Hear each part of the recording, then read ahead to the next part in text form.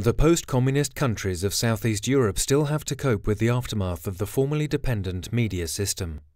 In order to point out challenges concerning media freedom and diversity and to give impulses for remedy, 3 organizations joined forces: the Southeast Europe Media Organization, the Central European Initiative, and the Konrad Adenauer Foundation.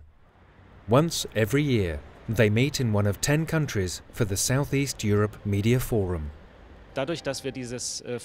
Since we are organising this forum at different locations in different regions, we are able to highlight the media landscapes of specific countries. On the first day of the forum, we usually take a look at the media landscape of the host country with representatives of different media, but also NGOs and politicians, whereas on the forum's second day, topics are addressed that concern the whole sector and everybody can benefit by learning from one another. Because it's not always our aim to only transfer ideas from Germany, but to bring together experts from different countries in order to exchange suggestions and ideas. Unfortunately, as predicted, the situation is not getting better. As a matter of fact, if we take a look back, in many countries, the freedom of the press and the situation of the media have gotten worse over the course of the last few years. Since 2007, the independent Southeast Europe Media Forum is accompanying politically and socially important media topics with a long-term orientation. The media is very, very important, and we have to support the media. But naturally, this also means that the media has a great responsibility towards the people. I think that the quality of media coverage is crucial, and that the media is of great importance for the democratic system, for the democratic life of any country. It is important to the organisers to highlight the journalistic commitment for society. Therefore, the Central European Initiative and the Southeast Europe Media Organization, with the support of the Konrad Adenauer Foundation, award particularly successful journalistic achievements with an Investigative Journalism Award.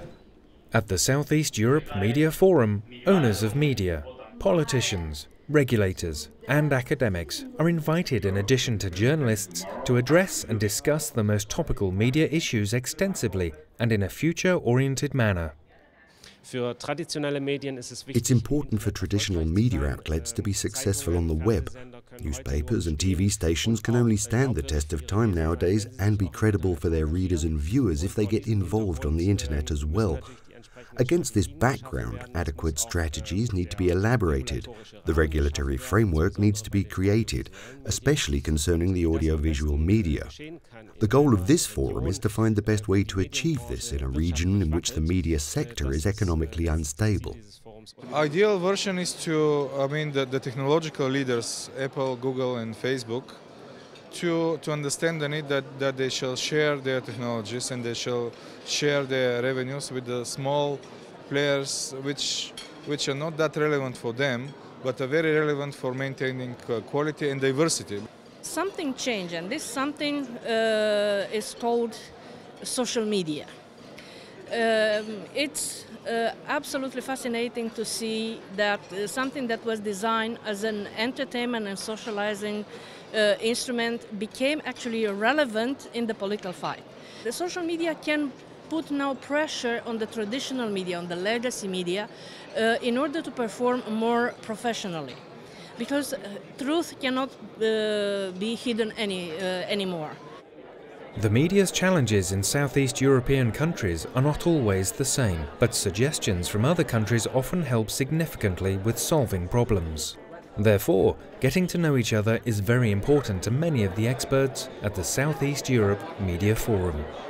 We don't all have to agree, but as long as we can sit down and exchange our views, see if we can find some level on which we can communicate, which we can sort of maybe come to a sort of compromise. We're not going to do that without talking, and the best, despite all this technology, all the VR and internet, still just coming face to face with someone and talking in person will never be replaced by anything.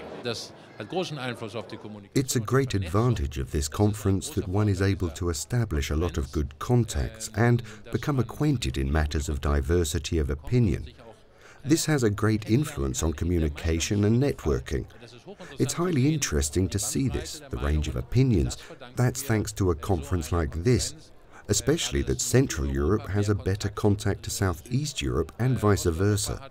We owe this to the event organizers. Journalists are communicating more. There's more direct communication among the journalists, and that's the goal of this event, because people from the media sector are supposed to just meet and be able to exchange views and ideas here at this place. They should be able to work together on ideas and projects. Also, the financial problems we have in today's media landscape make it necessary to not only work together on a nationwide level, but also across borders, meaning that journalists and media from different countries collaborate.